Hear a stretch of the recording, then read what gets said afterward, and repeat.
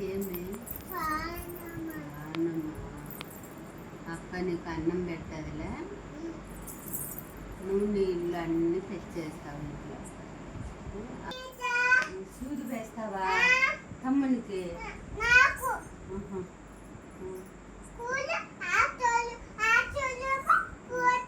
సూది ఎట్లా వేస్తావమ్మా? విడిపోయి నాకు అబ్బా సూది వేస్తావా తమ్మునికి?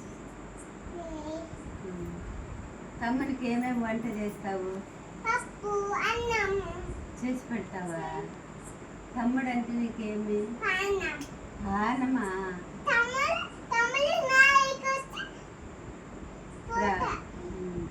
అక్కను కొట్టకూడదు, నువ్వు తమ్ముని కొట్టకూడదు. ఇద్దరు సెకండ్ ఇచ్చుకున్నాండి.